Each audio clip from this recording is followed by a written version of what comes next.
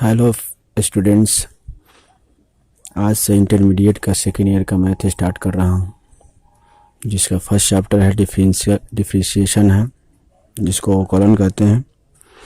तो देखते हैं, इसका कुछ फार्मूला होता है।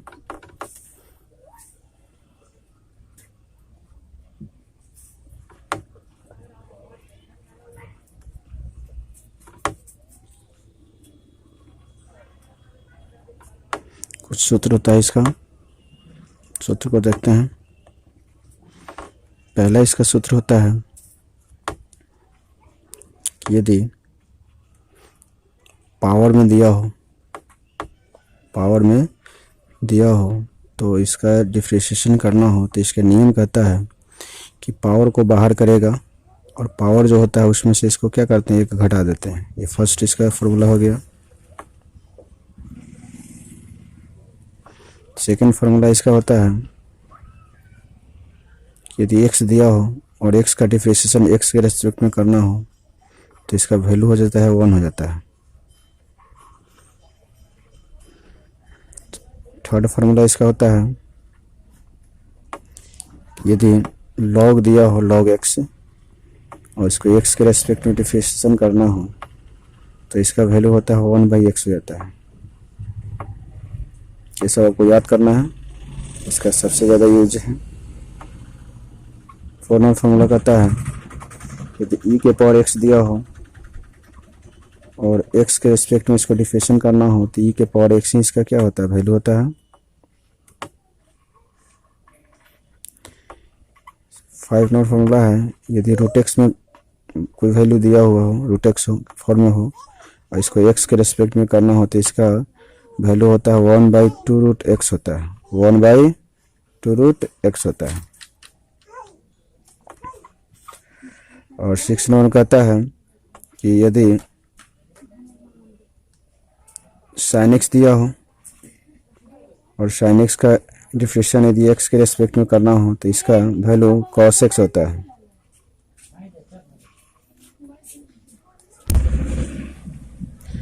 सेवन फार्मूला है इसका कॉस एक्स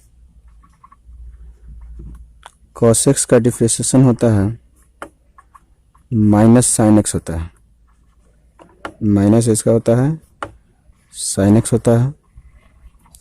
यदि आपको tan x का डिफरेंशिएशन करना हो x के रेस्पेक्ट में तो इसका फार्मूला होता है sec स्क्वायर x होता है। यदि आपको cot का करना हो cot x का डिफरेंशिएशन करना हो तो cot x का डिफरेंशिएशन x के रेस्पेक्ट में होता है माइनस cosec स्क्वायर होता है, माइनस cosec स्क्वायर x होता है। कॉट का होता है cosec स्क्वायर x होता है और tan का होता है sec स्क्वायर x होता है। उसी तरह आपका होता है sec का, यदि sec x का डिफरेंशिएशन करना हो x के रेस्पेक्ट में तो होता है आपका इसको sec x into tan x होता है, sec x into tan x। उसके बाद होता है 11 नंबर में कुछ कहता है cosec का यदि डिफरेंशिएशन करना हो x के रेस्पेक्ट में तो इसका डिफरेंशिएशन होता है माइनस cosec x इंटू होता है cot x। तो cosec याद रखना है, माइनस से cosec x into cot x होता है। 12 नंबर फार्मूला आपका होता है cosec हो गया। इसके बाद इन्वर्स में कुछ होता है, जैसे साइन इन्वर्स हो गया। साइन इन्वर्स x का डिफरेंशिएशन होता है x के रिस्पेक्ट में 1/√1 माइनस एक्स स्क्वायर होता है। साइन इन्वर्स में याद रखना है, रूट में होता है। उसी तरह आपका देखते हैं आगे। उसके बाद 30 नंबर क्वेश्चन होता है। 30 नंबर फार्मूला है आपका साइन इन्वर्स के बाद होता है कॉसेक इन्वर्स होता है। यदि कॉसेक इन्वर्स का डिफरेंशिएशन करते हैं एक्स के रेस्पेक्ट में तो इसका होता है माइनस 1/√1 माइनस एक्स स्क्वायर होता है। ये आपका 30 नंबर फार्मूला हो गया। उसी तरह 14 नंबर फार्मूला होता है tan इन्वर्स का। tan इन्वर्स इसका होता है, tan इन्वर्स एक्स का डिफरेंशिएशन होता है एक्स के रिस्पेक्ट में 1/1 प्लस एक्स स्क्वायर होता है। और इसी तरह आपका cot इन्वर्स का होगा। cot इन्वर्स का फार्मूला होता है कॉट इन्वर्स एक्स के रिस्पेक्ट में यदि करते हैं तो इसमें सिर्फ माइनस लगा देना है tan इन्वर्स वाला में, वही आपका क्या हो जाएगा कॉट इन्वर्स का हो जाता है। तो ये आपका कॉट इन्वर्स एक्स का डिफरेंशिएशन हो गया। उसी तरह आपका 16 फॉर्मूला होता है, कॉट हो गया, उसके बाद सेक होता है। सेक इन्वर्स एक्स का होता है डिफरेंशिएशन एक्स के रिस्पेक्ट में 1 बाई, इसका होता है 1 by x root under x square minus 1 होता है। इसी तरह आपका हो जाएगा cosec inverse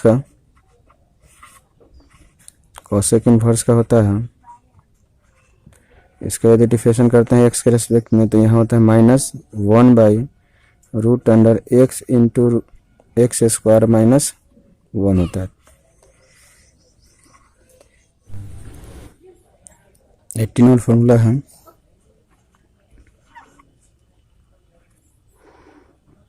one by x का यदि हम एक्स के रेस्पेक्ट में डिफरेंशिएशन करते हैं तो इसका फॉर्मूला होता है 1 by x square minus 1 by x square होता है। और एक लास्ट फार्मूला है आपको 19 नंबर जो है 19 नंबर, यदि कांस्टेंट के पावर में वेरिएबल दिया हो, मतलब ए के पावर में एक्स दिया हो और इसको एक्स के रेस्पेक्ट में निकालना हो तो इसका फॉर्मूला होता है कि जो रहेगा आपका वही रहने लिखते हैं और लॉग क्या हो जाएगा आपका ये हो जाएगा, मतलब कि ए के पावर एक्स है तो ए के पावर एक्स तो एक रहेगा ही और इसके साथ क्या लिखेंगे लॉग ए, जो इसका बेस होगा उसको क्या करते हैं लिख देते हैं। तो ये आपका 19 नंबर फार्मूला हो गया। इतना आपको फार्मूला को क्या करना है याद कर लेना है।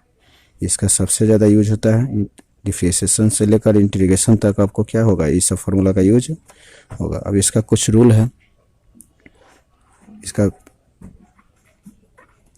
कुछ रूल देखते हैं। फर्स्ट रूल कहता है कि यदि कांस्टेंट दिया हो, क्या दिया हो कांस्टेंट दिया हो और कांस्टेंट का हमको एक्स के रेस्पेक्ट में डिफरेंशिएशन करना हो तो कांस्टेंट का यदि डिफरेंशिएशन क्या होता है 0 होता है। क्या होता है, यदि कांस्टेंट दिया हो और उसको हम एक्स के रेस्पेक्ट में डिफरेंशिएशन करते हैं तो उसका वैल्यू क्या आता है 0 आता है। जैसे एग्जांपल में हम देख लेते हैं, जैसे मान लीजिए कि यहाँ आपका 10 है और 10 को हम एक्स के रेस्पेक्ट में हम डिफरेंशिएशन करते हैं तो 10 क्या है आपका कांस्टेंट है और कांस्टेंट का वैल्यू क्या हो जाएगा यहाँ 0 हो जाएगा। उसी तरह मान लेते हैं एक और एग्जांपल, जैसे मान लीजिए कि आपको 100 दिया हो तो याद रखना है कि एक्स के रेस्पेक्ट में यदि हम डिफरेंशिएशन कर रहे हैं, यदि एक्स के रेस्पेक्ट में डिफरेंशिएशन करने पर एक्स के फॉर्म में यदि वैल्यू नहीं दिया हो तो समझिए कि वो कांस्टेंट फॉर्म में उसको मानते हैं। यदि ये एक्स के रूप में नहीं दिया है, ये भी एक्स के रूप में नहीं दिया तो इसलिए क्या है 100 क्या आपका कांस्टेंट है और 100 का यदि हम डिफरेंशिएशन करते हैं एक्स के रिस्पेक्ट में तो इसका भी वैल्यू क्या आ जाएगा 0। तो ध्यान रखना है कि कांस्टेंट दिया हो और उसका वेरिएबल मतलब एक्स के रिस्पेक्ट में क्या करना हो डिफरेंशिएशन करना हो तो उसका डायरेक्ट क्या होता है वैल्यू 0 हो जाएगा। जैसे एग्जांपल एक और देख लेते हैं, मान लीजिए कि आपको कहीं दे दिया हो कॉस, मान लीजिए कॉस ए दिया हुआ, कॉस ए दिया हुआ हो और एक्स के रिस्पेक्ट में हमको डिफरेंशिएशन करना हो तो इसका भी वैल्यू क्या हो जाएगा 0 हो जाएगा, इसलिए कि यहाँ ए है और यहाँ क्या है एक्स दिया हुआ है तो इसका वैल्यू क्या हो जाएगा आपका 0 हो सकता है।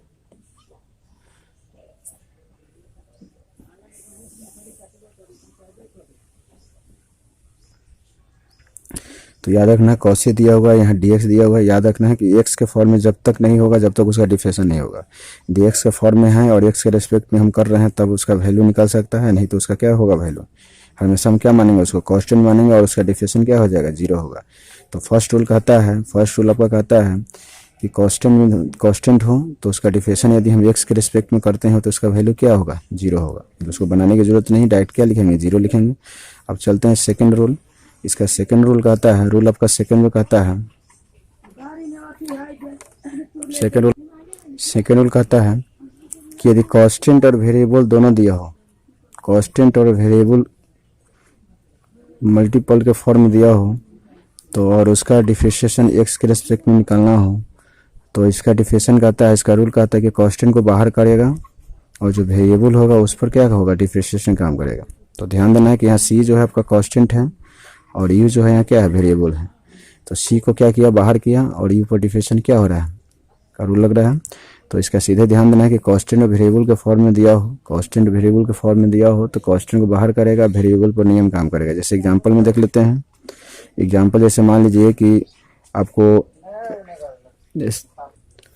एग्जांपल कहता है, जैसे मान लीजिए कि y इक्वल टू आपको दे दिया 10x दिया, क्या दिया 10x, और यदि हमको इसको x के रेस्पेक्ट में डिफरेंशिएशन करना हो तो यहाँ हो जाएगा dy/dx है और इधर हो जाएगा d 10x/dx। तो अभी बताए हैं कि 10 क्या है आपका कांस्टेंट है और x क्या है वेरिएबल है, तो कांस्टेंट क्या आएगा बाहर आएगा और x पर डिफरेंशिएशन काम करेगा। तो x का डिफरेंशिएशन का फॉर्मूला हम लिखा है कि x का डिफरेंशिएशन क्या होता है 1 होता है, तो 10 इंटू क्या हो जाएगा 1, इसका वैल्यू कितना आ जाएगा 10। उसी तरह एक और एग्जांपल देखते हैं। जैसे मान लीजिए एग्जांपल 2 देखते हैं। जैसे y इक्वल टू आपको दे दिया मान लीजिए कि आपको दे दिया 50 sin x दे दिया, 50 sin x दे दिया और इसका डिफरेंशिएशन करना हो x के रिस्पेक्ट में तो क्या हो जाएगा d 50 sin x अब y हो जाएगा dx। तो यहाँ हम क्या करते हैं 50 को बाहर करेंगे, कांस्टेंट है और वेरिएबल क्या है आपका sin x है, तो sin x पर डिफरेंशिएशन काम करेगा। तो sin x का डिफरेंशिएशन क्या होता है cos x होता है। तो इसी तरह आपको क्या करना है, ध्यान देना है कि कांस्टेंट और वेरिएबल जब दिया हो तो कांस्टेंट को बाहर करना है और वेरिएबल पर जो रूल लिखवाया है फार्मूला लिखवाया है उस फार्मूला को क्या करना है लिखना है और इस तरह इसको बनाना है। जैसे एक और एग्जांपल देख लेते हैं हम।